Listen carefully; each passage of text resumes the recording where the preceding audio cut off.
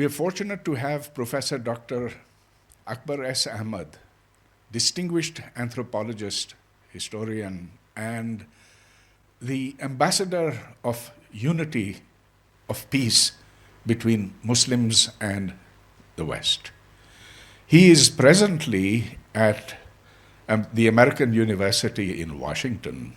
He holds the Ibn Khaldun chair over there. His career is long and distinguished.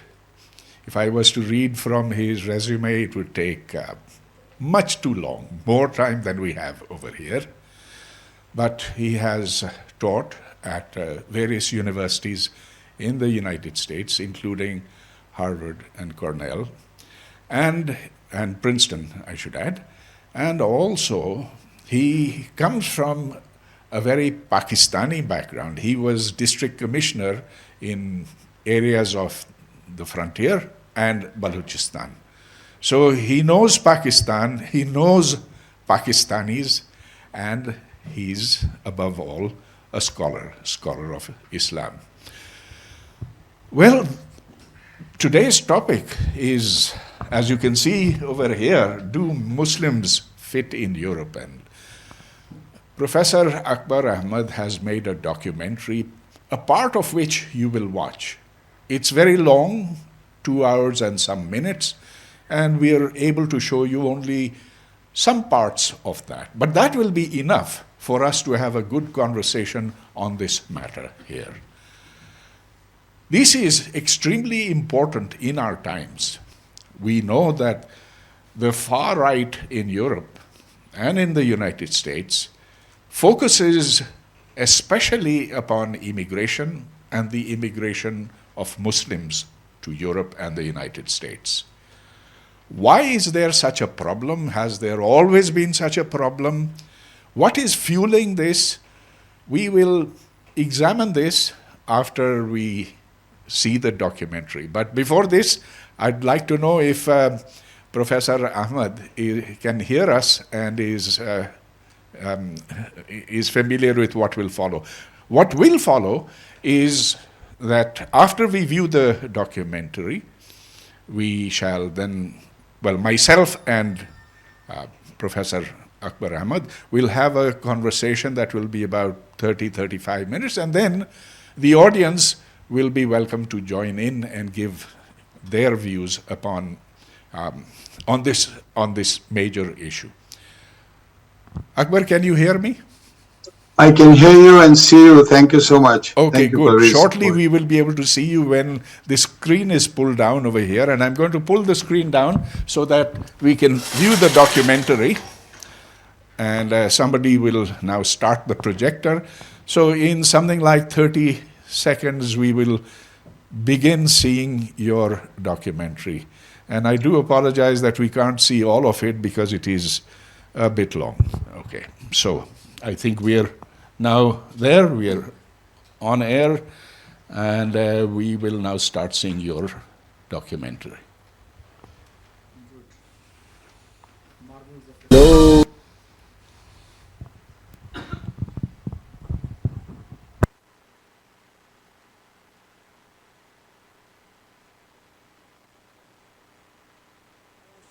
Indications that an attack near a military barracks in southeast London was a terrorist incident. A man believed to be a British soldier was hacked to death by 2 attackers who were later shot and wounded by police. We must fight them as they fight us, an eye for an eye and a tooth for a tooth. You people will never be safe. This British man has to pay the price for your promised Cameron.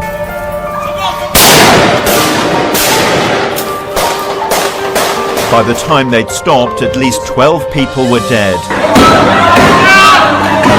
129 people were killed in Friday night's terror attacks in Paris. Authorities say 3 teams of attackers launched gun and bomb attacks at several locations in the French capital. C'est un acte de guerre qui a été commis par une armée terroriste. Nous ne pouvons pas perdre cette guerre, parce que c'est au fond une guerre de civilisation.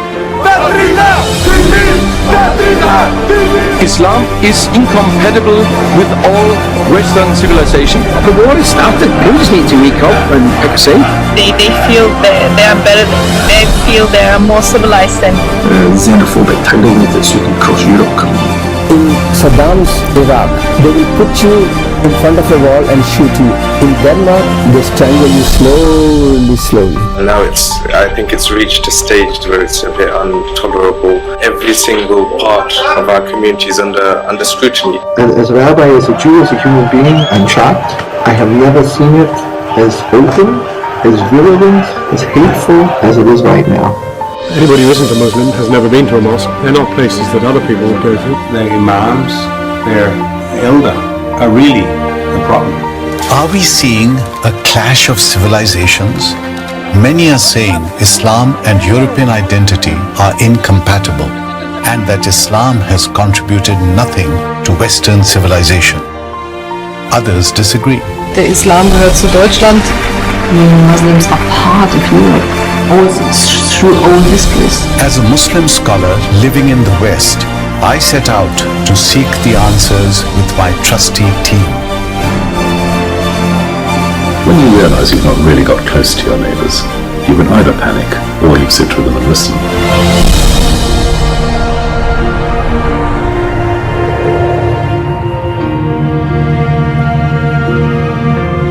Our journey is in 3 phases.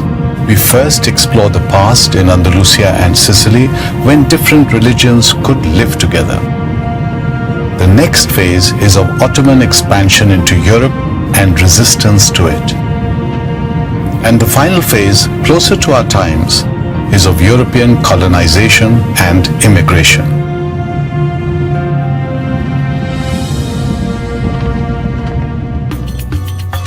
The first phase of our journey takes us to Andalusia and Sicily. Andalusia 1,000 years ago produced great inventors, scholars, and architecture. The capital, Cordoba, was the richest and most populous city of Europe, and its main library had 400,000 manuscripts. Jews, Christians, and Muslims lived, worked, created, and prospered together. Though relations did not always live up to the ideal. The great poet Iqbal prayed in the Grand Mosque at Cordoba and wrote a famous poem about it. I prayed on the same spot 2 decades ago. Iqbal's poem hangs in the mayor's office. La primera cosa que a mí me gustaría decirle al mundo musulmán es gracias, porque parte de lo que hay en Córdoba se lo debemos a su cultura, se lo debemos a su carácter, se lo debemos a su esfuerzo y esa huella está viva y se percibe en la ciudad de Córdoba, porque esta es su casa también y que nosotros no lo percibimos como una amenaza, sino que estamos encantados de recibirlo y de que se sientan cómodos en esta ciudad. My granddaughter Anna had practiced a curtsy bow for the mayor. Cordoba 1,000 years ago was one of the 3 more important towns in the Arab world. But at that time there were Islamic population. The kingdom or the caliphate was of course a Muslim kingdom, but there were also Christian populations and Hebrew population. There are descriptions of Andalusia as a paradise. Religion was lived here in a very spiritual way, beyond dogmas and in a very simple and harmonious way. En el siglo X, Córdoba era la gran ciudad del mundo. Teníamos a Averroes, a Maimónides, a los mejores poetas, los mejores escritores, los mejores músicos, filósofos, médicos, gracias a una visión amplia, no reducida. It was a place where everybody was welcome, where everybody could put their own part. There were many overlapping elements of all 3 cultures. Those people were able, even though they were different, they were able to cooperate and work together. And this is what convivencia is about. It was a very peaceful century, the 10th century, so they could make a lot of progresses accordingly, and they made a lot of progresses in all the sciences. Culture was very important, education for everybody, for men and women. When the whole of Europe and the West We're in sort of a dark history or dark ages. It was Islam who was being a contributor to the humanity of the West. They were the one who translated from 9th, 10th century onward all the Greek and Roman books. And through that translation, mathematics came to the West. Through that translation, we were aware of medicine. Through that translation, we were blessed to understand a lot of things about food, about health. I'd say the whole of medieval Jewish philosophy could not have come into existence without Islamic philosophy. The rules of literature and grammar are basically taken from Muslim grammarians. Moses Maimonides, the greatest rabbi of the Middle Ages, not only his philosophy, but almost every aspect of his work was influenced by and stimulated by Islam. His creation of this magnificent legal code was inspired by Sharia codes. His formulation of the principles of Jewish faith was inspired by the fact that Muslim thinkers had done this wonderful presentation of Islamic faith. So it spread from Islam to Judaism. It then spread to Christianity through Maimonides and influenced a figure like Aquinas. So you have Islam leading Europe out of the Dark Ages. In north of Europe, in north of Spain, in France, at that time they questioned if women had a soul. A philosopher as Ibn Rushd, Averroes, he said that women could make the same job as men, a bit very in advance for his time. And he founded, Averroes, Ibn Rushd, many schools for women. Maybe at that time I would have liked to be a concubine, because you could go to school. There were schools for women, which was a privilege. So you would know how to read, you would maybe study medicine. There were women who were doctors, poets, musicians, dancers. They were very good poets at that time, Wallada and so on. They had a privileged life, because imagine you didn't have a husband at home all the time.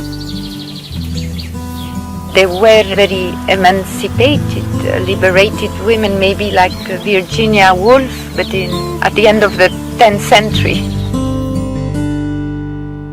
It was here in 1492 at the Alhambra Palace in Granada that the story of Islam finally came to an end, centuries after Muslims landed on the Iberian Peninsula in 711. Over the next few centuries, Spain did everything possible to erase the memory of the Muslims. Yet here we are, centuries later, with Islam in evidence everywhere. Halal shops, women in hijab, mosques, and of course, the most popular tourist site of all of Spain, the Alhambra itself. But most important of all, that period of Muslim Spain left behind an idea of something called la convivencia, a Spanish term, in which people could coexist, live together, create together, and prosper together, Jews, Christians, and Muslims.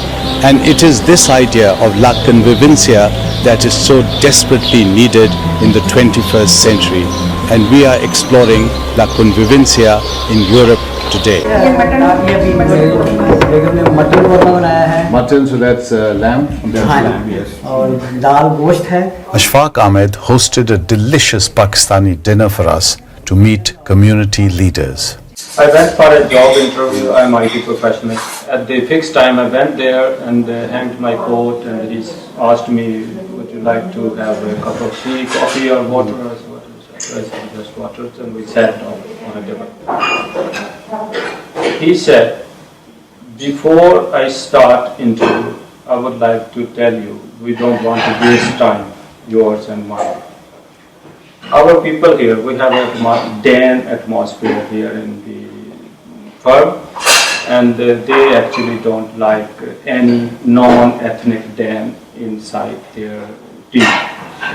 but I'm sorry we would not be able to hire you. Before he asked any question, he told me, and I just took my quote and then this is difficult. That is happened with me. Well, this is true, sir. This is true because I know many people, engineer, doctors, they have been discriminated. While many Muslim leaders are denouncing the violence, they are simultaneously defending the outrage over the Danish cartoon. The pain of seeing the offensive cartoons of the Holy Prophet of Islam published in Denmark a decade ago is still there.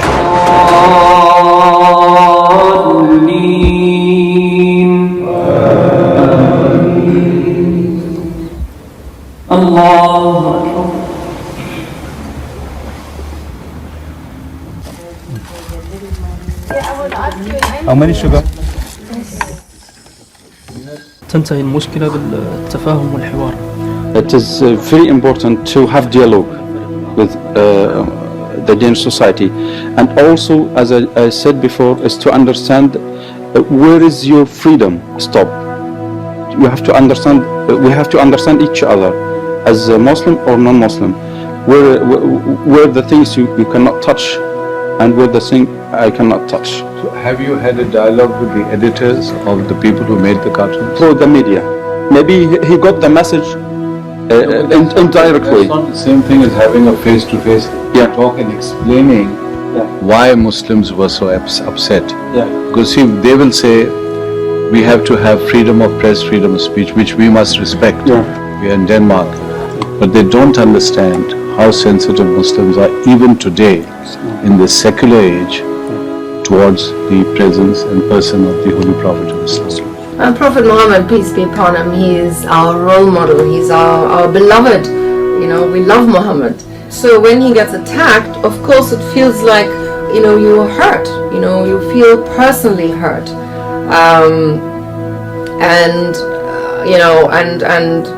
Personally under attack. The Danish society, they don't understand Muslim, and the Muslim, they don't understand the Danish people. Muslims need to understand the values of local society better. So I went to have a discussion with the controversial editor in his office. The price you have to pay for living in a democracy is the fact that you from time to time may be offended by what other people say. Because we are different. We have different understandings of what it means to be good, to be bad, what we believe in, what we don't believe in, and you know, there are believers, and we have to pay attention to them. But if we want to be democratic in a consistent way, we have to provide the same rights to non-believers. And there are people who can identify in the same way with a political figure as they identify with the prophet. So we would need to give them the same kind of protection. And you know, my fear is that if you follow this path that on the surface sounds very nice, because you want to be good people. I don't want to offend anyone, I mean deliberately. And I like when people talk nice to me. I don't like conflicts. But if you follow this path, you know, if you accept my taboo, I'll accept yours. My fear is that we will end in a tyranny of silence. There is a problem in dealing with faith. In Pakistan, for example, one country, anything that mocks or humiliates the Prophet by law, under the blasphemy law, is punishable by death. 295, yes. Yes, I know so the law. while we here in Denmark say we have the total freedom to do it, in Pakistan the picture is absolutely the reverse. And that creates a dilemma, because we are living in a world which is so interconnected. Yes. It is so globalized, so everything happening, even if the Imam says ban it, it's the horse is out of the stable now, it's out, so the cartoons are available, they're on the net and so on. And that immediately invokes the law of Pakistan. So the dilemma is, while we respect the laws of Denmark, the Pakistanis must respect the law of Pakistan. Right or wrong, I'm just pointing out the legal aspect. Today it's a breakdown. You can't go to Lahore and Islamabad and have a session, because your life will be in danger. I'm not underestimating this. It will be in danger, because people are not going to think. They're going to say, he insulted the Prophet. That's all they'll say. Full stop. I agree with you. We are now living in this globalized world where every society is getting more complex in terms of culture, ethnicity and religion. Then we have to ask ourselves, you know, how do we safeguard these fundamental values and at the same time keep the peace? Those that come, they have to start on a couple of basic ideas. Number one is to learn the language. Number two, you have to accept that the law of the country is law. Then you have to understand that you are a minority. A minority in a democratic country have rights, but you have to respect that there is a majority. If one Jew is committing a crime, people will say, aha, that is how the Jews are. And that is what they are saying today about the Muslims. Denmark in many ways is a tribal society. We have a very thick cultural code.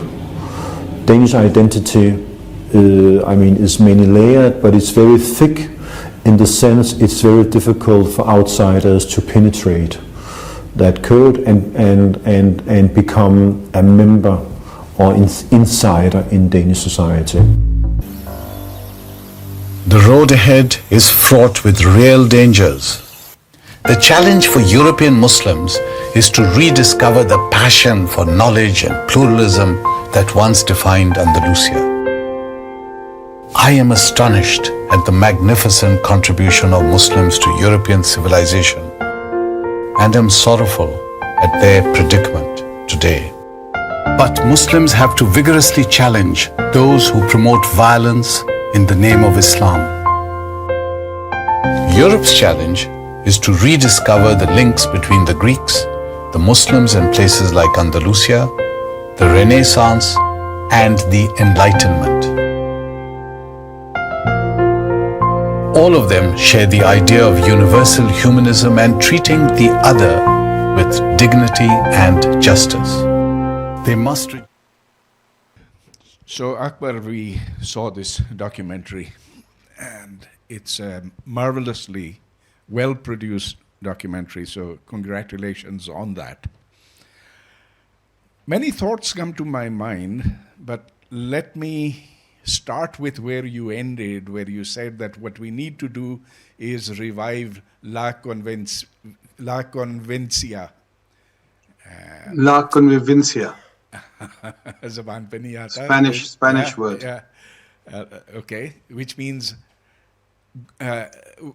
coexistence. Which means coexistence, which means that we go back to the time when Muslims and Jews and Christians lived together in Spain. But what was that period exactly? It was Christians and Jews living under Muslim occupation.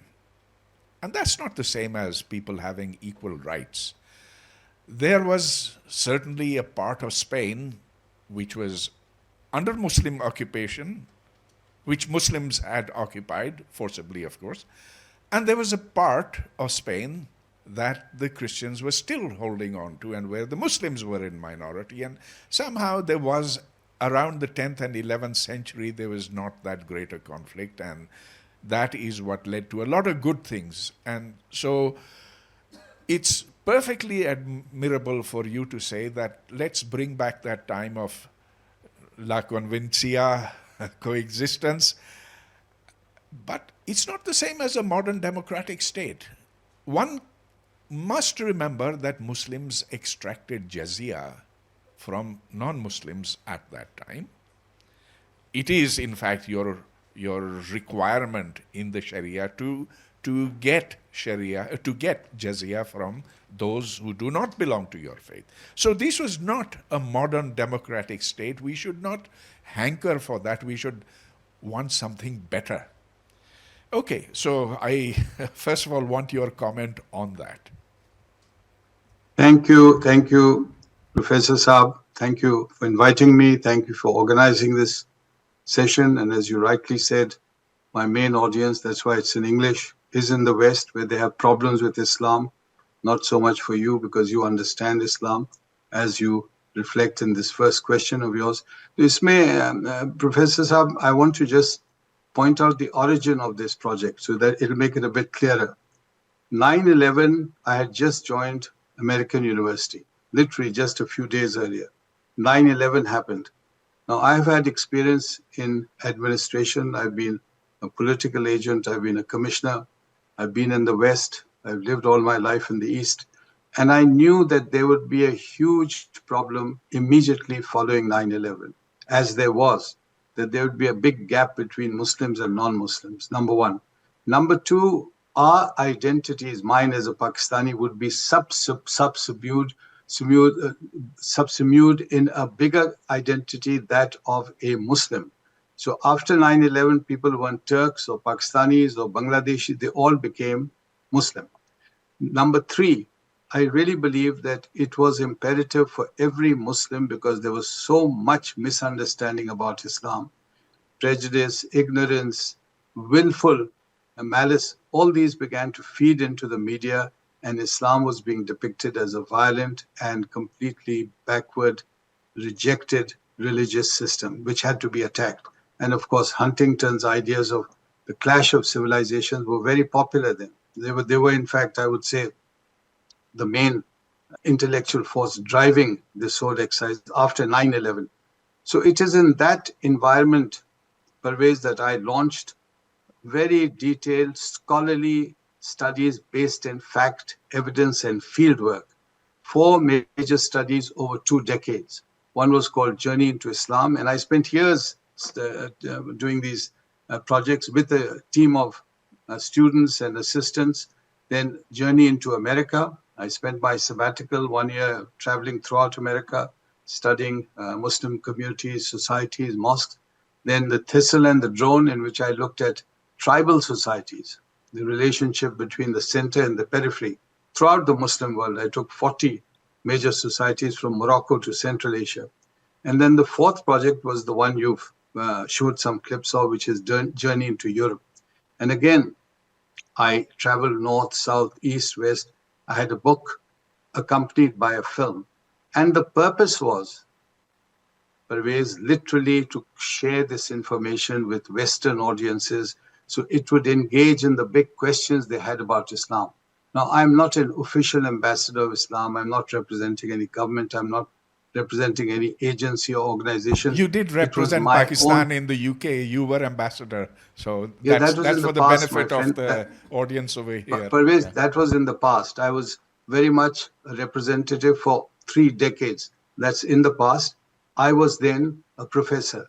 So as a professor, I had to organize these projects, go into the field and conduct the study. And that gave me a lot of leeway and a lot of freedom, which you cannot have, like you are sitting in Pakistan and you're constrained by the bigger structure around you. Now, I was able then to raise questions, and the question you raised is a very important question. If you read my book, Journey into Europe, you'll find a lot of the answers there. I was very, very aware of what you said, the ideal, which is very often represented, the ideal Islamic society, and then the reality where there was jizya, there was tension, there was some examples even of brutality. All that is recorded because that is history. You cannot escape from history. At the same time, Pervez, my aim was, because we were looking at things in the context of, as you said, immigration, the emergence of the right wing. What are the answers today? What do we have in Europe that European leaders can say, we have a European problem, the Muslims are the problem, they are not Europeans, they are foreigners, they come from Asia and these, what President Trump called shithole countries. What do you offer them? What have we done in the past to make ourselves proud? And there I felt we have a very rich legacy. When you look at the legacy of the Alhambra or the grand mosque, now cathedral in Cordoba, or the writing and thinking of Ibn Rushd or Haytham or Khwarizmi, all these great scholars and philosophers, you suddenly realize that there is a very rich corpus of knowledge and science that we gave to the world. I mean, the fact that there are craters on the moon named after Ibn Firnas and Ibn Rushd and so on. Now, to answer your question, if you say, well, there were problems in the past, of course there are problems in the past. No society is that ideal that there are no problems. There are good Muslims, there are bad Muslims, there are good Hindus, there are bad Hindus, good Christians, bad Christians. That is a very obvious fact of history and reality. My aim was to try to extract the big idea. And for me, the big idea here was the idea of la convivencia. And I shared this on campuses as I traveled. We went north, south, east, west, throughout Europe over 2 or 3 years. And many people in many audiences on campuses did not know about this. They hadn't heard this word before, convivencia. And I had to explain that this is a Spanish word. The Spanish gave this word to the period of Muslim history in Andalusia. And this is a time that they were ambiguous about, because in the end, the Christians wiped out the Muslims in Andalusia, as they did with the Jewish community there. But at the same time, I also felt a sense of latent pride. They also felt that we had achieved something and it was purely Spanish. So it's not a bad concept to start a dialogue on. That's all my aim was. I'm not the political figure. I'm not in a political party. So my aim was really to start an intellectual dialogue. That's excellent. That's totally admirable that you had a mission over there, that mission being to promote amity between Muslims and everybody else over there. However, there is a problem in what you're saying, because you said we should be very proud of Ibn Firnas, of Ibn Khaldun, of Al-Farabi, of all those Arabs over there. But I'm not an Arab, you know. I am a South Asian. Why should I be proud of what somebody else did? I should be equally proud of what Ramanujan did for mathematics in India. I belong to this soil. But they're not mutually exclusive, Pervez. You're assuming that they're mutually exclusive. Yes. No, again, if you read my work, you'll not make a comment like that, because I've always argued... I'm not talking about your work. Your work is very admirable. Your purpose is very admirable. But to say that I should be proud of what those Arabs did over there, or what the Persians did. I'm not Persian, I'm not Arab, I am South Indian. I am Indian, not South Indian. I belong to this soil over here. So yeah, that's fine. That's fine. Yeah. No one is denying that you should be also proud of your heritage here. No one is denying. I don't see why it's contradictory. Okay, but now let's get into some of the substance of your movie. Yes. It's very important to do that. And let's face it in fact. Always fact and evidence. Remember, I'm talking purely as a scholar. Absolutely. And this is what I will expect from you, because one hears from people who have similar goals and who like to sweep things under the rug. I hope you will not do that. But look, you started off your documentary by discussing violence, and violence as being that which, of course, is in the United States or in Europe, and which was committed by Muslims. Of course, there's violence committed by the US and Israel in Muslim countries. That's besides the point. That's not what I want to raise over here.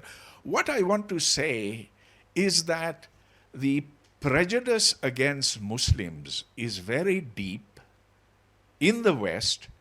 And it does not owe primarily to violence. It owes to the cultural rejection of Muslims of Western values. Let me amplify that, and I will expect your reply in detail on this. When Muslims migrate to the West, they live pretty much amongst themselves. They do not integrate.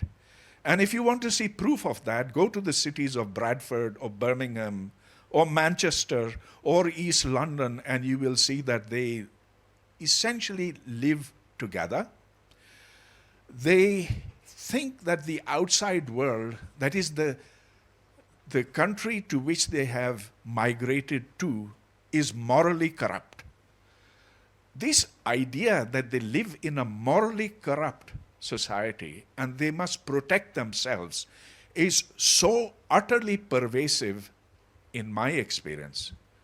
So we see that children who study in British schools. They have to study in some school. Well, they are told by their parents that you must not mix with the other white kids. The girls and boys, the girls should never talk to boys. Girls should be in hijab, of course. And this is in Britain. And it happens everywhere in these cities which I mentioned. Now, just this afternoon, I was talking to a friend who lives in a small village in the Alps in Italy. And he says that this is a small place. There are about 15,000 people, no more than that. But now there are 200 Pakistani families over there now. And he says, my wife overhears them saying that we must keep away from these people, from these whites, from these Italians. ये हमें खराब कर देंगे. बेटियों को बचा के रखो.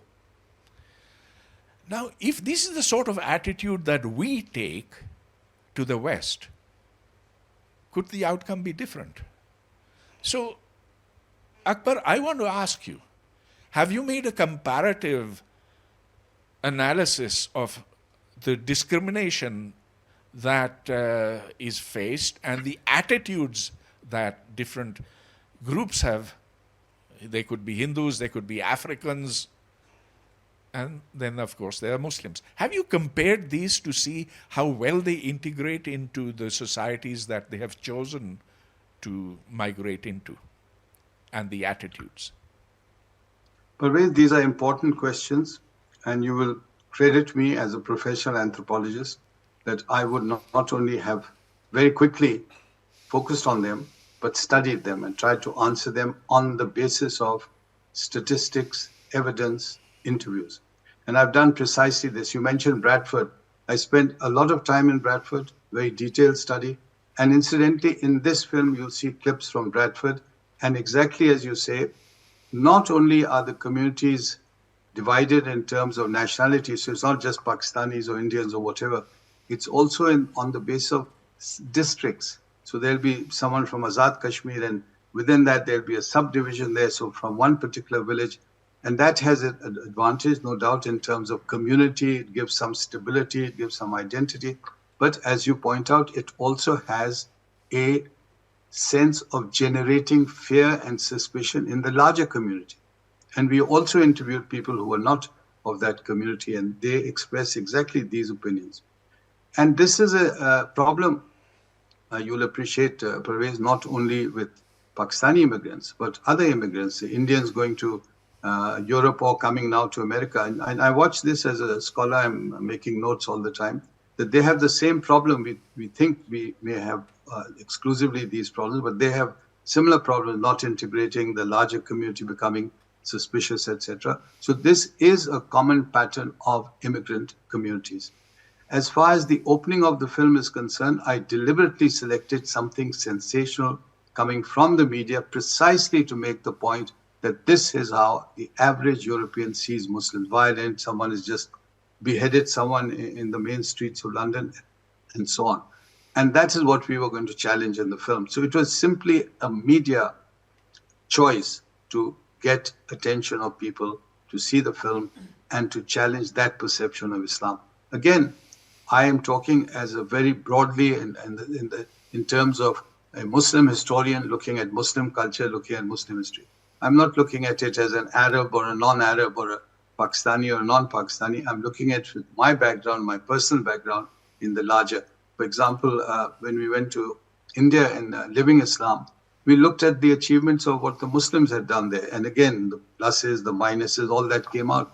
So there are many things that I, as a Muslim, can identify and say, look, we achieved this. Here's a monument. Here's a piece of literature. For example, you mentioned the Arabs. Al-Baruni. Al-Baruni comes to India 1,000 years ago and he writes his Kitab al-Hind. And he spends 13 years studying Sanskrit and then writing about Sanskrit. Now, as a Muslim scholar and an anthropologist, I felt very proud about that because I felt, wow, here's a man who'd already done this kind of work with such impeccable scholarship. And I wrote an article in the Royal Anthropological Institute Journal in the 80s, which, as you can imagine, Pervez created a storm in the discipline, because I argued that very often anthropologists would say that anthropology is a Western discipline, it's our discipline, it belongs to basically England and France in the 19th century. You know, the elite would come out and study the quote-unquote natives. So I said 1,000 years before the famous anthropologists from the West, Dumont and so on, you had people like Al-Biruni, then you had people like Ibn Khaldun and so many other great scholars coming out, and they're not Arab or non-Arab. Al-Biruni is not an Arab. And yet that ethos, which I call the ilm ethos, the desire to acquire knowledge, which is very much part of Islamic learning, very much part of Islamic tradition, coming from a Quranic vision of the universe, that is to acquire knowledge, and with it, the sense of other, the sense of the importance of justice, the sense of ihsan or compassion or balance. These are parts of that vision. And they partly, to me at least, Pervez, and I'd like to hear your opinion on this, were responsible for creating these societies. Again, nothing to do with Arab, non-Arab, but the principles of society that created them. And by the way, these aren't Arabs and Muslims alone. The great characteristic of that time, Pervez, and think about this, was that they were very much interfaith. So you had Maimonides, one of the greatest rabbis of the Jewish tradition, who was just quoted by the chief rabbi of the UK. You just heard Lord Sachs talking about him. Maimonides was very much influenced by Ibn Rushd.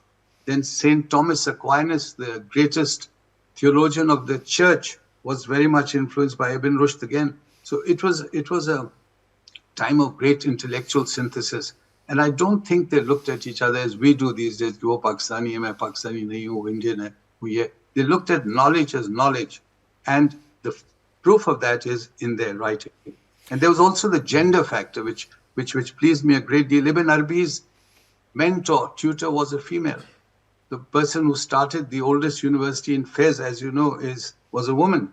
So there was a great sense of interfaith and gender dynamics, which I really appreciated. But Akbar, there is a certain situation that we have to deal with. I have great admiration for Ibn Khaldun and even more for Ibn Rushd, Averroes.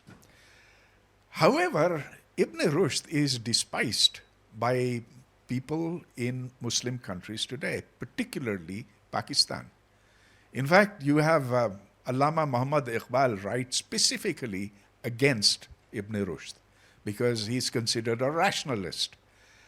And we instead revere people like Imam al-Ghazali, who denied cause and effect and who said that rationalism leads you astray. So it's very paradoxical that on the one hand, the West admires Ibn Rushd. And in fact, at MIT, where I studied, on the high walls over there is only one Muslim name, and that is that of Ibn Rushd. And yet Ibn Rushd is precisely the person who is targeted by the Islamists across the world. Because, and now look, you've pointed out a very important thing, that the Muslims gave mathematics, gave the sciences, they passed on Aristotle and Plato to the West. It was essentially through translation. That was the first phase by which Muslim society acquired knowledge. There was no science in the Quran. There is no science in the Quran. That science which was practiced by people like Al-Farabi and like the others like so many of them, they were derived from Greek sciences. And in fact, it was called Ulum al-Awail, that is the ilm that was derived from antiquity. So it's not that Muslims invented it, but if you go back further, it's not that the Greeks invented all of knowledge. They got it from the Chinese, from the Hindus, and in turn, those people got it from the ancient Egyptians and Babylonians.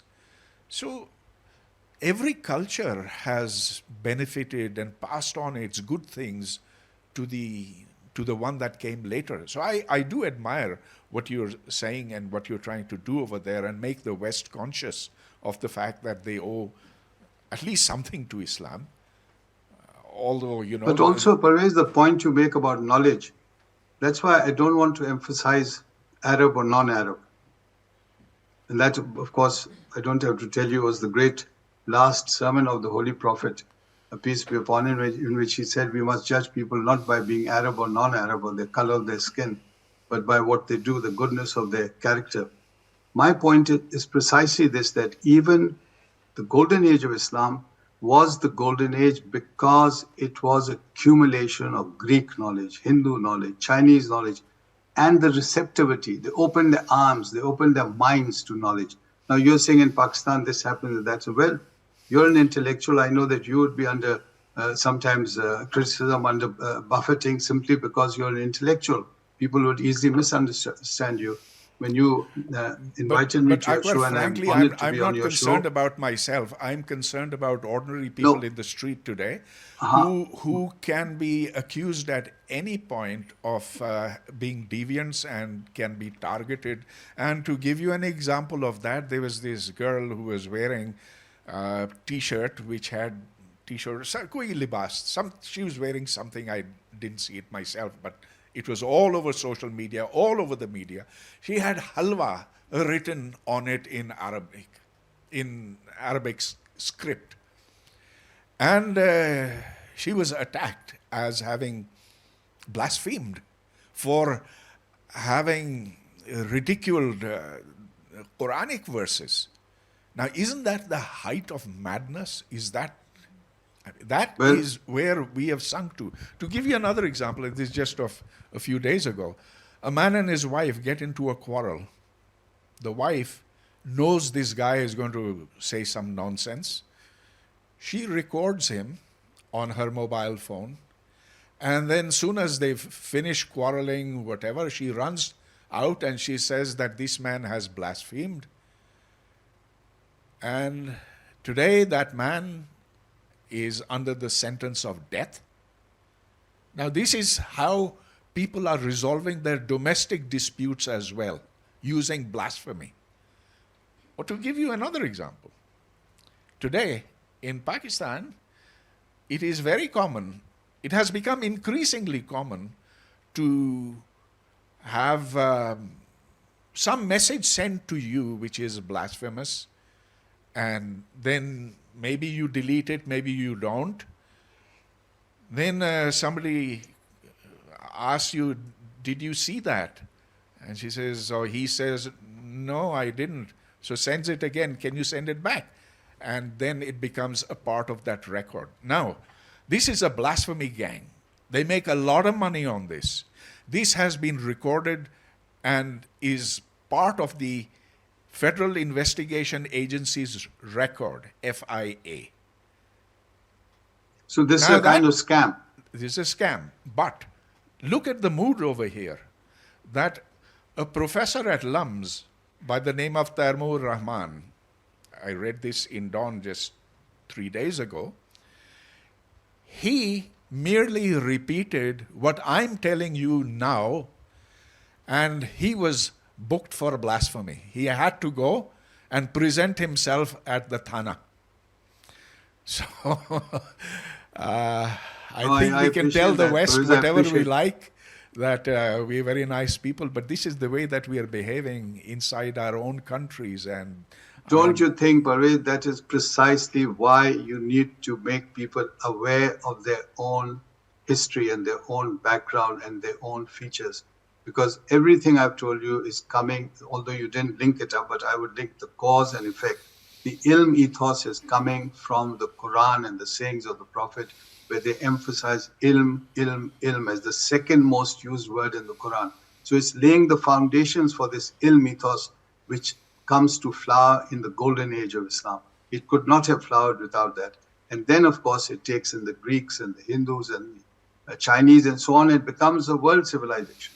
So that is where I think, Pervez, that you, the intellectuals of Pakistan, have to bring this knowledge to the public, to people, to the officials, to the establishment, to the elite running the country, so that they're aware of their own strength and their own culture. They can't simply reject it. Akbar, we must be honest to ourselves and we must be accurate. The word ilm doesn't mean science. It doesn't necessarily mean worldly knowledge. It could mean knowledge of God, knowledge of the prophets. There are, I think Franz Rosenthal gave 700 different meanings to ilm. The fact is there's not even a word for science in Arabic or in Urdu or in Persian. So let's leave aside the divine inspiration for science. It doesn't get you anywhere. It wasn't. No, but Pervez, there are dozens of verses in the Quran asking you to look at the heavens and think, look at nature and ponder. Again and again pointing you to use your mind, to use knowledge in the broadest sense, which subsumes science and subsumes knowledge in that sense, the scientific way. You may be right, Akbar. You may be right. I'm not going to get into a dispute on that. But there are civilizations across the globe that have done magnificent science. I mean, look at the Hindus. They're doing great science. They're not saying that it's derived from the Bhagavad Gita. They're doing it because... Pervez, may I just correct you here? Al-Baruni, who's acknowledged as the most authentic, accurate analyst of Hindu society. 1,000 years ago, he's quoted by all the great writers like Niraj Chaudhary and so on. And you had a guest from India who was quoting him and made a documentary on Al-Baruni. He makes this point, and it's well worth remembering, Pervez, that he says he admires Hindu civilizations. He says it's an ancient, sophisticated civilization, very complex. And he criticizes the Muslims who dismiss the Hindus as idol worshippers and animal worshippers and so on. But, and here's my point, he says their science is weak and confused because they're constantly tying it up with religious dogma. And you can't have dogma and science working hand in hand.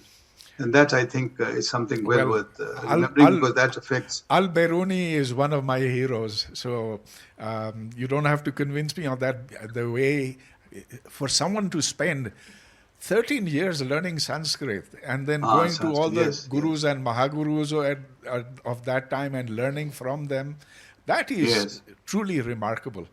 Also remarkable that he came with Mahmud Ghazni, who was a Lutera. And Pervez, unlike the tradition of many of Pakistani authors, he did not acknowledge Mahmud Ghazni. He did not dedicate his book to him. He did not salute him or pay homage to him. Right. So I think we've engaged quite a bit on this documentary. There are other people over here who would love to talk to you, so I'm going to stop and give them the chance to ask you questions. And before we do, Pervez, I do want to thank you. It's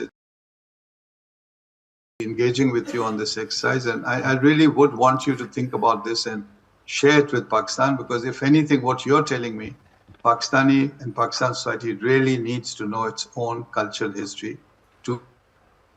Well, we deny our history. We say that we are Arabs. We are not Arabs. I have nothing to do with being an Arab.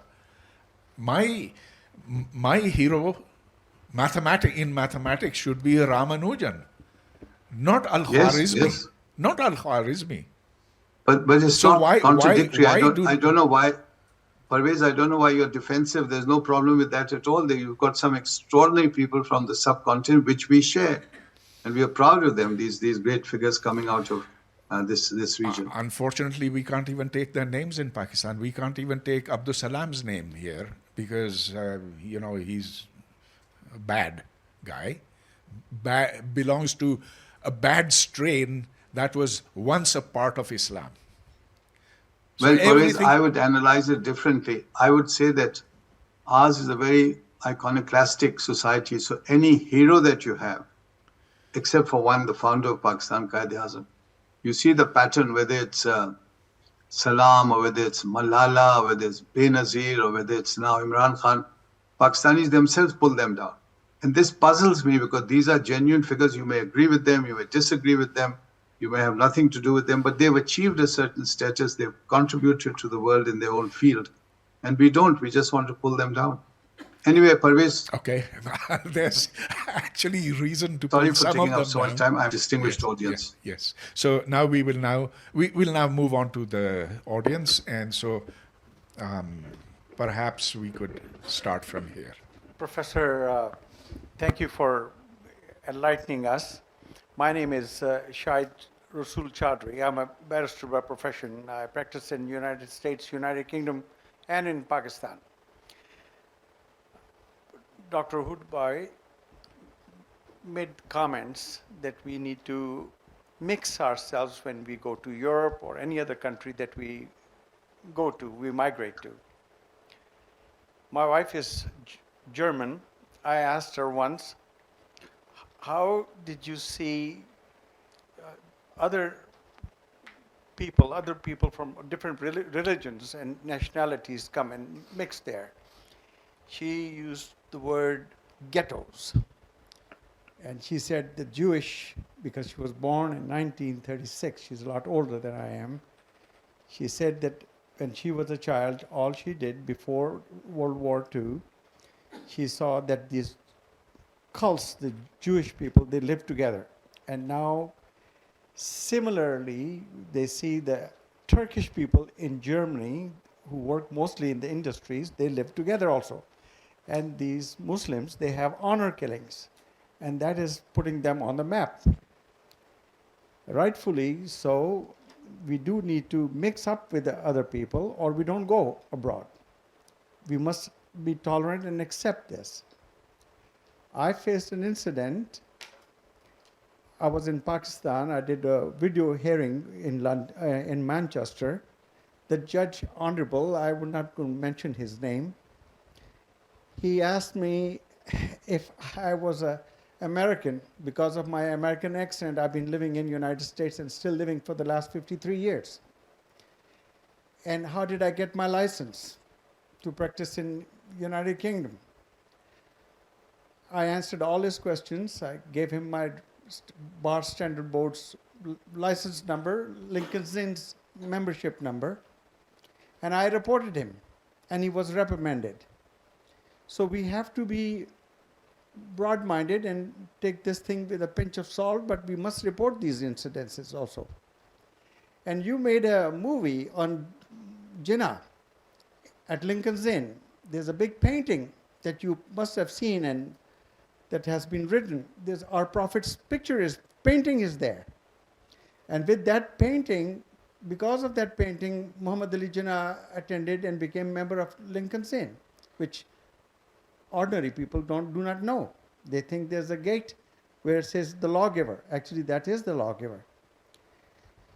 The point that I'm trying to make is it's a serious question. It's a serious question that needs a good answer and education. And what Professor Hoodbhoy, Dr. Hoodbhoy is doing is the right thing, and he's bringing up the people the way they live in Bradford, Leeds, and all other areas, even in Ilford, in the East London part of it.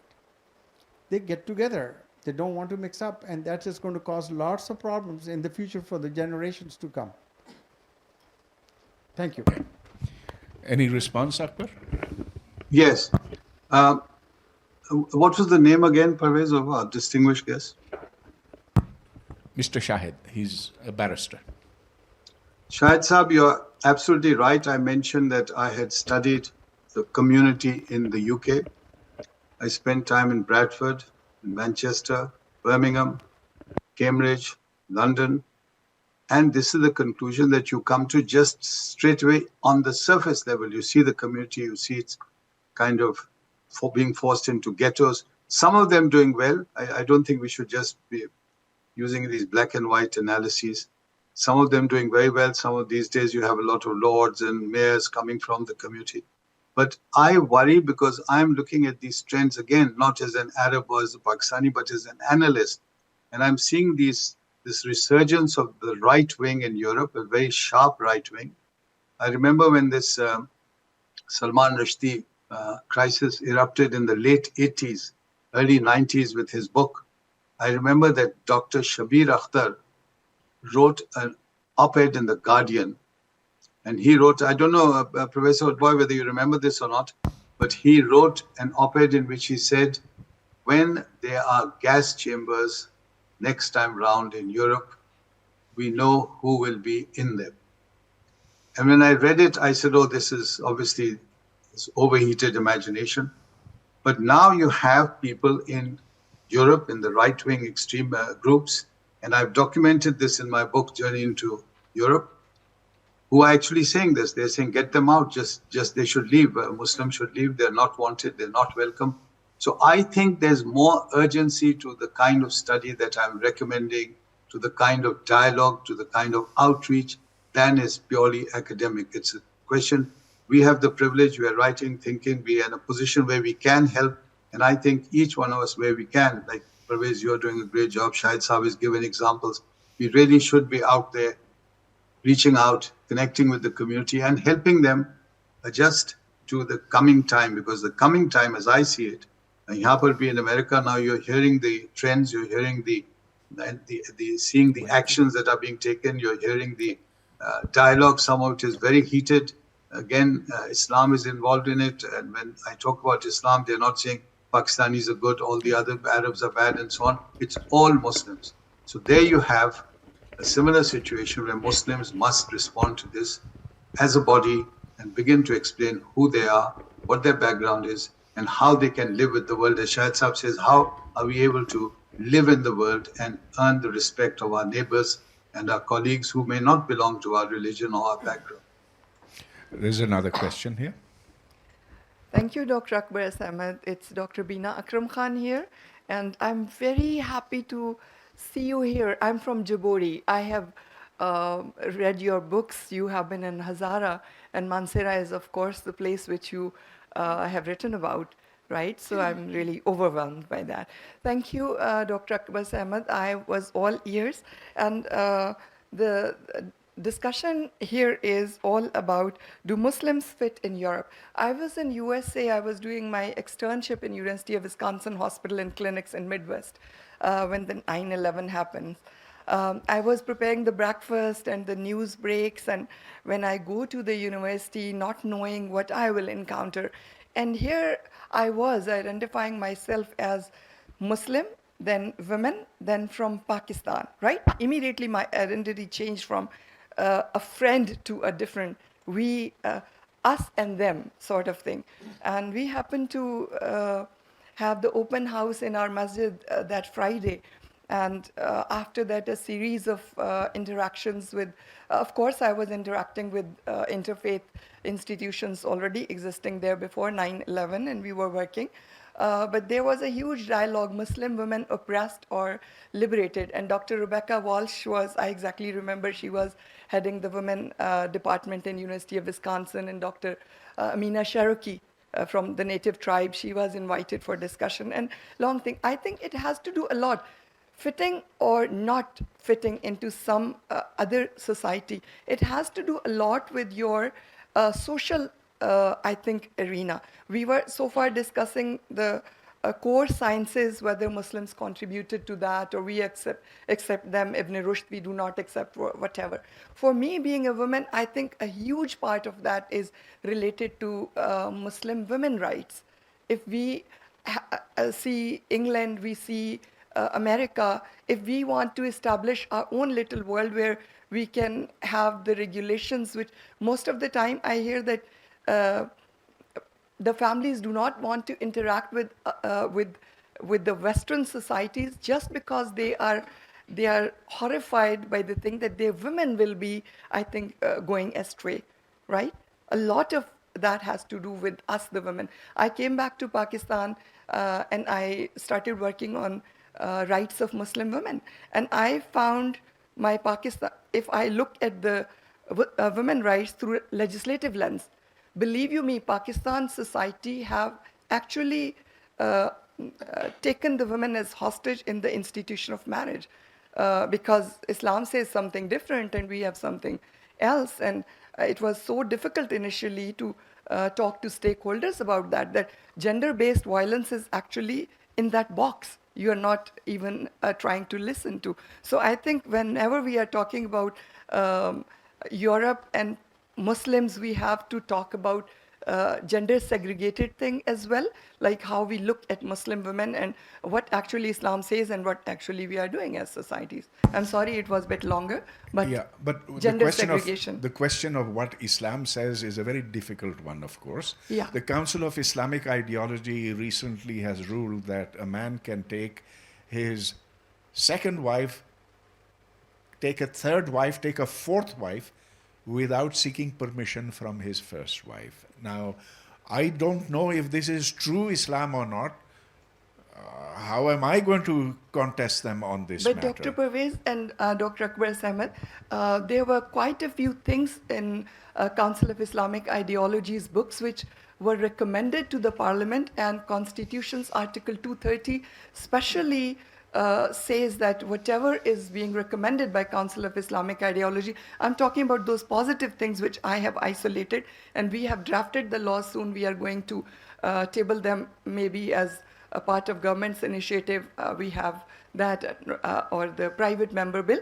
But the Article 230 says that whatever Council of Islamic Ideology recommends as Mashawarti Council, the Parliament have to table those as laws within 6 months and have to legislate within 2 years. And there were quite a few positive things as a woman, as a liberated Muslim woman, as a woman who have seen the world, and then I opt for who I am and what I believe in, but they were never legislated. I went to the Law and Justice Department and asked them, whose responsibility is that? Is it those parliamentarians? Like, there were two things specially recommended in 2008's annual report, and they never were tabled, never legislated.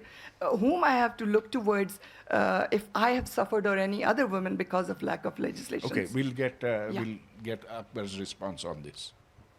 Yes, thank you, Dr. Saab. First of all, thank you for the reference to Mansehra. Let me share with you that Mansehra was my first posting as Assistant Commissioner, and it was my first love.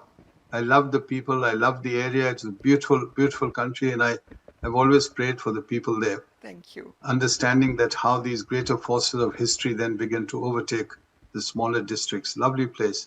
Now, with that, I may also point out that all my work, Dr. Saab, and Pervez, this is for you, all my work is strictly scientific as far as possible, which means that if I have 4 people in the field with me as assistants, 2 of them will be women and 2 of them will be focused in taking information and interviews from women. Thank you. So every society that I've studied has 50% at least about women, their problems, their perspective, what they're thinking of. And all these issues, Dr. Saab, that you're raising are all reflected in that, because women are very outspoken throughout. We travel in Europe, in America, and the journey into Islam throughout the Muslim world, and again and again and again, the role of women, the challenges they face, exactly what you're talking about, the burdens of marriage, the mistreatment in marriage, and the disgraceful treatment that Pakistanis very often give to their wives. Unknown, if this is an unknown story, I don't think it's yet been uncovered, but these are things that will only come to light when we have this kind of discussion where things are brought into the open and we are able to speak in a relatively open and civilized manner. So thank you, Dr. Saab. Thank you, Dr. Saab. You are a thoughtful person. But sir, the question arises, who represents Islam? There are people like Hakikat Jew in America. He is a Harvard graduate and he has a totally different conception of Islam than yours. And they quote Quranic verses like Tawbah 29, that Muslims have a duty to wage jihad against Jews and Christians until they become Muslims, or they pay jizya and they are humiliated. And then, sir, as for the desire for self-introspection, there are so many Muslims now, even now, after 23 years, they say 9/11 was a Jewish conspiracy. So how can they reform themselves? Then they don't accept. Your question was, who represents Islam? I can't decide that. You can't decide that. Professor Pervez Hoodbhoy can't decide that, because every individual, not only Muslim, non-Muslims have a right to think, to write. That's what the purpose of life is all about. to investigate and look around you and make some sense of it. So I can only do what I think is the best and try to come to conclusions based on my scholarship and on my research. And that is why you're welcome to share this knowledge, agree with it or disagree. One thing I will say in answer to your question, my work is very rich, and Pervez, you'll appreciate this. It's very rich with ethnography. So I've got some fantastic interviews exactly as they were spoken. And here I must say I learned a lot from Al-Baruni because he said, I do not speak. I let the person speak for themselves.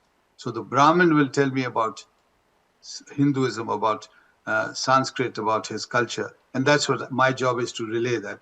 So that is my job. And we have some amazing interviews. You saw a bit of the interview.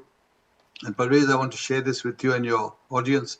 An interview with the chief rabbi of Denmark. Now, he's a legendary figure, very, very big, very famous. So I was invited to the University of Copenhagen to give a talk. And the host, head of the department, he came up to me and he whispered to me. He said, the gentleman in the third row is the legendary chief rabbi of Denmark. And I was very impressed by that because no one knew about me, no one knew about the lecture. I was an unknown commodity, certainly in Denmark. And here was the chief rabbi sitting there. Anyway, after I spoke, he stood up and said some very complimentary things. And since I was filming, I immediately asked him, I said, look, I'd be delighted if you give me the opportunity to interview you on camera. And Pervez, he was about 80 years old. He's passed away recently. He not only agreed, he invited me. He said, come to my flat. I went to the flat with my team. And he lived in a modest little room on the 4th floor. And he gave a brilliant interview. And one of the things he said, I asked him, I said, you have so much experience. What do you recommend the Muslims should be aware of as a community, immigrant community, facing the challenges of racism and Islamophobia? And the 3 things he said, Pervez. First of all, Muslims must arrive into a new society, learn the language. He said, we came here, we didn't speak Danish. And today the best writers in Denmark are Jewish, in Danish. Number 2, he said, you must realize that while you have rights as a minority, so does the majority. The majority has its rights, and you must respect that. You want to be respected, but you must respect the majority. And finally, he said, remember that we felt, if one Jewish man does something wrong, then society will say, you see, all Jews are like this. And that is what's happening to Muslims today. And I thought that was very good advice, and I certainly want to learn from people. I don't see the world in terms of Arab and non-Arab. I see the world in terms of human beings who are teaching me, and I'm constantly learning. I very much believe in Socrates saying that, we start with so little knowledge, we are ignorant, and we can always learn from people who we're interacting with. Indeed, you put that in your documentary, and I thought that was yes. worth listening to. Okay, so now let's move on. Assalamu alaikum, Dr. Saab. Sohail Kiani, this side in Islamabad. Dr. Saab, I know that this discussion is on do Muslims fit in European society, but I would like to give you some information on the ground in Pakistan and also then go towards the European side. As you know, I came back after living 20 years in Canada, studying in the United States, and I came back to Pakistan. Now 20 years have passed. I married an American woman who became a Muslim, and now she's left Pakistan. And now I'm thinking of moving back to the United States or Canada. And why is this? Because of the things on the ground here in Pakistan. Dr. Hoodbhoy is very right in assuming that this is not the place, that is not the place. But I have a different perspective, and I would like to share this with you, and maybe you will agree with me or not. But as a young boy, when I studied in Abbottabad for boarding school, we could go a lot of places in Pakistan, which we cannot go now. The footprint has lessened over the last 40, 50 years of Pakistan. We are sitting in an elite part of Islamabad right now, and we are surrounded by people who are privileged. I just came back from a trip to Qila Saifullah and Loralai and Zob and Chitral. I had just gone there for some, being a Saya, and I have some friends. I found that the local person in Pakistan has changed. And for the better or worse, we are now going into a society which is totally different what it was than before. Now, my question to you is this. We as Pakistanis are in a very funny situation right now. And we can either go over the wall or we can go down the cliff, depending on what our leadership is.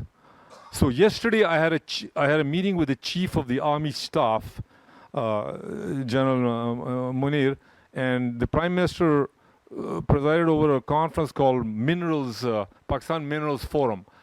You might not know this, but Pakistan is now becoming a mineral-oriented country with a lot of investment coming in here. Now, the going forward here is how to mobilize the overseas Pakistani population to help the Pakistanis over here. But you talked about Denmark, you talked about Britain, you talked about Leeds, Bradford, whatever. My question to you is this. $3 billion US comes in to Pakistan. By the way, I'm an investment banker trained by Merrill Lynch and Royal Bank of Canada. This money comes into Pakistan and is absorbed by the government. $3 billion a month, $36 billion a year is legal, and double that amount is illegal by Hawala and Hundi, 72 billion. So 72 billion plus 30 billion is over $100 billion, which is keeping this country afloat. Overseas Pakistanis, how can they contribute by protecting themselves in Europe or America or whatever, where the times are coming, the clash of civilizations, to help the Pakistanis here change their mindset so we can become the next Asian tiger? I'm interested in economics. Can you please comment on that? Well, first of all, Suhail, thank you for the work you do. I've seen your work in America and your consistent ambassadorship for Pakistan to explain things, invite people, and I hope you continue doing that and not give up faith in the people of Pakistan. And I know as an old Bernholian, you will have that courage and consistency not to give up. As far as tying up the overseas community, the diaspora with the Pakistani community, I think that's a very important exercise. And I'm not sure what the government is doing, what the ministry is doing, but that is a very important source of strength, of wealth, and of identity. And again, I want to point to the Indian community. There's an Indian overseas program. It's very vigorous. Now, today, I look at America and I see several congressmen, their senators, their ministers, and government now in high places. There's Mrs. Vice President Usha Vance from an Indian background. Kamala Harris almost became president with an Indian background. So the connection between India and its overseas citizens is very close, primarily because the overseas Indians are respected and welcomed in India. I don't know the situation in Pakistan, but I do know that over the years, twice in my life, I made career choice of going back to Pakistan, and my experience was always to be faced with a lot of negativity, a lot of malice, a lot of jealousy, and it didn't work out. And I know a lot of people who say the same thing. So unless Pakistanis are more welcoming, more understanding, they are not going to attract people, because if people are secure and they're making money, they will not risk everything to go back to an uncertain future. So I agree, this is an area that needs to be developed by people of good faith and goodwill. And I hope you talk to the ministry or ministers, if there are any, of for overseas Pakistanis. My name is Sadia Manzoor and I teach at a university here. What you have done, what you have shown is very useful in a context where you're presenting this to a Western audience. This narrative that the Muslims have contributed so much to the development of science, this is present in all our textbooks. In fact, it's literally, shoved down our students' throats. I was once, I was given the task of translating a certain textbook by an English author. It was an O-levels physics textbook, but I had to add a chapter on Muslim scientists for that textbook to be made available in Pakistan. So this is taught to our students. My question is that contrary to the impression that your studies might create in a Western environment, in our environment it seems to have an opposite effect. It seems to breed a sense of supremacy. Like with my students, when I interact with them, they seem to have a sense that Muslims were great, we are Muslims, hence we are destined to be great. We don't have to work for it, strangely, you know. And how do you get around that? Because this thing has been taught to them from more or less primary school, that it's Muslims' contribution to science, without taking into regard that all civilizations have contributed to science. So in my experience, this narrative has sort of had an adverse effect on our way of thinking here. In fact, if I might add on to that, people here are taught that history began with the Muslims, that there was nothing prior to that, there was just darkness, no civilization. It is Islam which created civilization, justice, law for the first time. And to add on what Sadia Manzoor just said, people here are told that science was started by the Muslims. They are not told that, in fact, it was Pythagoras, it was Democritus, it was those other great names of Archimedes, etc., who had any role to play in this. So this idea of Muslim supremacy has been ingrained in us to the point where we say that only we are right, everybody else is wrong. So when Zakir Naik was asked this question, that why is it that we Muslims can build mosques in the United States, in Europe, everywhere, but no Christian can build a mosque in Saudi Arabia. Church in Saudi Arabia, and we can't build a Hindu temple in Islamabad. He said, isn't it obvious? 2 + 2 is 4. There's only one way that things can be right. Islam is the best of all religions, and you can't have fake religions being allowed to propagate themselves. So this is a point of, by the way, Zakir Naik was state guest in Pakistan. There was a red carpet that was rolled out for him. He was Shahbaz Sharif's personal invitee, and they say General Asim Munir's, we don't know. In this situation, how does one fight this idea that we are the best of the best and nobody else is worth anything? Can I just add one Pervez, more the point to this? answer is very simple. If you allow me to respond to that. She has one addition, yes. Could I just add that, you know, I'm speaking from what I hear from my students, that, you know, we were so great and all of this. So then when I confront them, then why are we in such a bad spot right now? Oh, it's because the big bad West is conspiring against us, and if that were not so, we would be great. So a lot of conspiracy theories go in there, yeah. Yes, Pervez, so there's no doubt that there's this aspect of our education. I must say that I was taught in a school called Burnhall, and Sohail Kiani is another product of that school.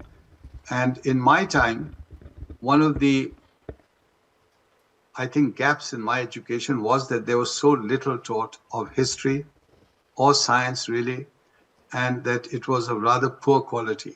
And a lot of the learning subsequent to my schooling came about precisely because I was aware of my shortcomings and began to study and pursue knowledge for my own sake. Now, in terms of, Pervez, as you said, if Naik says this or some other Muslim scholar says that, my answer is very simple. I go back to the golden age. Read Farabi. Farabi, who writes, as you know, he's a great scientist, he's respected, he's a philosopher, he's one of the great names of the world. And he clearly bases his arguments about inclusivity on the Quran and on Islam. And he says, if God is Rahman and Rahim and he is Haq, then all the paths, whether it's Hinduism or Confucianism, they all have validity because God can only be Haq and the truth. And I think that's the answer. I think it's very interesting that you should mention Al-Farabi, because Farabi and Ibn Sina are viciously attacked by Allama Iqbal as being agents of the West, of the Greeks. Pervez, I don't want to say who's being called an agent these days because he'll get you and me in trouble. But that's the easiest label when you are weak in your arguments. You simply say, uska agent hai, uska agent. But Allama Iqbal is our national icon, so it's significant what he says. Of course he is. And there are many things in him that still inspire us and they'll continue to inspire us. Assalamu alaikum, sir. My name is Noroz Chauhan and I'm an engineering student. So you talked about that we should invest in our intellectual development, and we should be aware of so many things. We should read history and all that. But I like to read a lot, and I like to read broadly, like philosophy, history, and a lot of things, be it Western or Eastern, anything. But sir, because I'm a student, I don't understand that I'm discouraged and sometimes reprimanded by my teachers, who are PhDs by the way, that I read a lot and I ask a lot. I ask a lot of questions and I like to challenge things. I'm an engineering student, so I also like to challenge some engineering concepts. And I'm not liked by my teachers for that. And I don't understand this dichotomy that on one hand we say that we should invest in our intellectual development, and on the other hand we discourage those people who think. So don't you think that the biggest impediment in this endeavor is HEC itself? He means what did you say? He means the Higher Education Commission. That's the HEC. Pervez, I'm a little bit out of touch with the workings of the HEC, so I can't really comment. But again, I would say you're a young man, you're keen to learn. Just follow knowledge yourself. Go out and read books. Talk to Pervez Hoodbhoy and say, give me some books to read, and I'm sure he'll give you a reading list. Some of my books have reading lists at the end of them, precisely for this reason. Books that I enjoyed, books that stimulated me, and that's knowledge. It's not compartmentalized. It's not for only Pakistanis or only the English, only the Americans. The world, as they say, is your oyster. Pick it up and enjoy it. Assalamu alaikum. Sir, I'm Ghaffar Gul. Sir, the focal point of the whole religions, the focal point is a Middle East, from Persia to Sina and from Rome to Hijaz. Is it possible for anyone who can follow the Abraham religion, according to Abraham Accord, without this touching or without this conflict zone relationship or following them? Is it possible for any? No, it is problem for whole world nowadays. So is it possible that we follow the Quran, the Injil, the Torah, without this conflict, without this which is already for 2,000 to 4,000 years, they are quarreling with each other. Yes, Gul Sahab, you're right. There is so much conflict tragically taking place. And yet, if you read these religions, the message is always of peace and goodwill and embracing each other. Jesus Christ, for example, his whole message was one of love each other. The message of Islam is peace and embracing the world. And at the same time, we must remember, we talk about the Abrahamic religions, we must not forget that outside the Abrahamic, the Middle East, as you pointed out, there are other religions in the subcontinent. There are religions, there's Hinduism, there's Jainism, there's Sikhism, Buddhism. These are the great religions of South Asia. Further east, you have Lao Tzu, you have Confucius. So then the Japanese religion, there are different forms of religion and different ways of reaching the divine. So if you read Rumi or Ibn Arabi, they will tell you that if your aim is to get to the divine, to worship God, to worship Rabbi, as we Muslims say, then there are many paths to worshipping Rabbi. Although some scholars may not agree with that. They may say, no, only my path is right. And if you don't agree, I'll blow you up or blow myself, or whatever method they have of interpreting their religion. But to me, we have sufficient masters and sages and scholars who have shown us the path. And to me, those great sages are the sages that should be inspiring us in this very difficult time in world history, because the world is complicated as it is, but I think it's going to get far worse because we are facing climate change, the effects of which we are seeing around us. We are facing religious wars, which we are seeing happening, and we are seeing, above all, this lack of understanding of each other. There's so much hatred. There's so much hatred of each other. We don't want to talk. We don't want to learn. We would rather blow up someone. We would impose our hatred, our insecurities on other people. Yes. Assalamu alaikum. My name is Jinnah Quartet and a student of BS International Relations. Sir, first of all, I will thank you for your knowledge, which is enriching youth minds. Sir, my question is that in Pakistan, people of other religion are afraid to celebrate their festivals, their rituals, they are afraid to live in Pakistan. And even we as a Muslims, we are afraid to talk about any religion issue because there are chances of blasphemy. We are living in a state of fear that might someone record our video and they will post on social media, and there may be call us he's a blasphemous, so murder him. But in European or in people, our Muslims, our Pakistan living in European, they are enjoying, even they are offering prayers on the streets of London, streets of America. They are enjoying all rights. Despite that fact, they are clashing with their constitutional rights. They are demanding more rights. First of all, sir, my question is that there is an issue in Pakistani society that is challenging the rights and freedom of other religion and youth and intellectuals, because a few months ago there were a brutally murder Shahnawaz Kumbar in Umarkot on a personal basis. So sir, my question is that who will change the mindset of these Pakistani people, which is a threat to intellectual people, which is a threat to foreign? Thank you, sir. If I could just follow up on that. Pakistanis who live in the West, they are beneficiaries of a secular system and they seem to greatly enjoy it. And even if there's discrimination, then they can challenge that discrimination in court. And sometimes they win. However, if you ask those very people, do they want secularism in Pakistan? They will say, of course not. So how do you navigate this? Have you investigated this? That on the one hand, they like secularism. On the other hand, they don't want it for their own country. I think this was our friend's question as well. Pervez, I agree with this young scholar that these are the dilemmas we face. That's the reality. And to me as an anthropologist, this is all part of society, that you have these contradictions, paradoxes. That is what the philosophers call the human condition. Again, for scholars, I think we have to continue our work, continue our research, and hopefully other people will benefit from it. But we cannot give it up.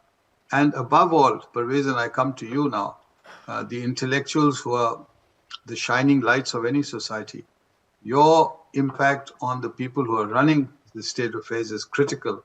And if you don't have that impact, then you're not going to see much change in society, because so much resources are assigned to these people. They can influence how schools are run, how books are written, how students are taught, how teachers are taught. I remember once, Pervez, when I was commissioner in Makran many, many years ago, I was talking to a leading member, a leading educationist who was principal of a major school. And he was the only Jamaat-e-Islami member of parliament.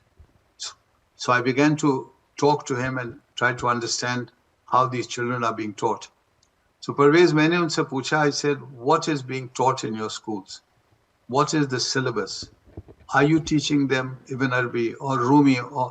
And you know, he admitted by that time he had opened up and he was talking to me quite frankly. He said, "Hame ye sab nahi padhaya gaya." We don't know these people. How will we teach our children? And I said, oh my God, this problem is much more serious than I thought. So these are some of the realities that we face. It does not discourage me. It does not discourage me because I have children, I have grandchildren, and if not for myself, I must continue for the next generations. Yes, next. Ansar Gilani, English commentator on sports and society, director for Ideas Save the Human Race. I would like to invite your attention in the era of intercultural and faiths merger, where diversity is, you can say, becoming the living threat of the religion and culture. You can say it's swallowing the cultures and the religion. I would like to advocate the idea Muslim needs to bring Islam back into their character and to save money in their bank accounts. The rest, all they needs to learn as to how to tolerate all kinds of differences and the people, whatever they are, you can say, doing and saying. It's an idea of existence or coexistence. And this would be the last thing if we want to save the human race through education, independent economy and democracy. आपको जो भी तहजीब है उसकी बका के लिए science की दुनिया में आपको मुसलसल जो है वो इजादात देनी होती हैं, अदब की दुनिया में मुसलसल तख्लीक़ात देनी होती हैं और मुल्की सतह पर मुसलसल फतवात देनी होती हैं. इन तीन चीज़ों के अलावा हम अपने आप को और दूसरों के वजूद को बाकी नहीं रख सकते. That's all. Okay, thank you. We'll move to the last question.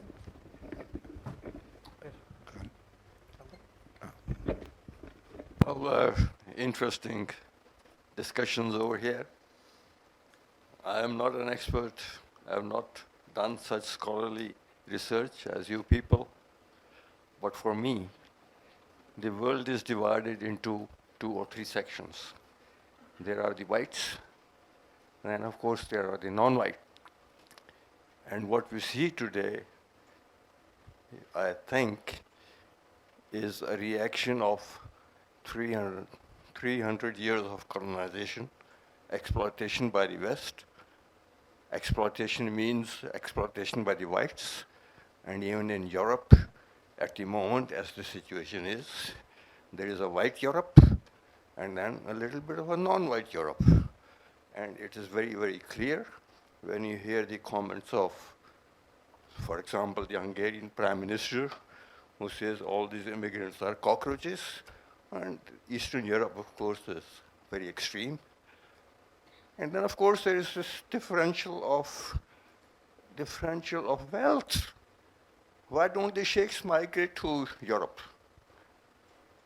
So there are many other factors, many other, I should say, sections of what is happening. It's not only religion, it's not only Islam, it's not only education, but it's something much more than that. Most of the wealth is flowing from the non-white world to the white world. And they see to it that it keeps flowing. Just like the African nations have still to transfer something like $50 billion to France for whatever reasons.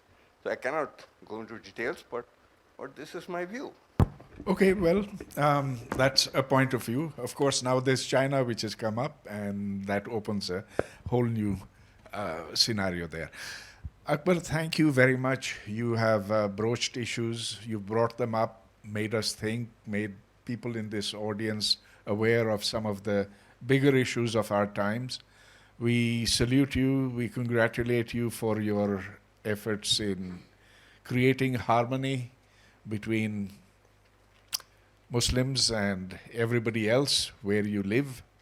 We know that you are academically very sound. We hope for forthright discussions on all the major issues that exist today and which ought to be confronted head on rather than left for other factors to decide. So we much enjoyed having you here. Thank you very much. And the audience thanks you as well. Thank you. Thank you very much, Pervez. Thank you. I enjoyed that very much. Thank you. Thank you.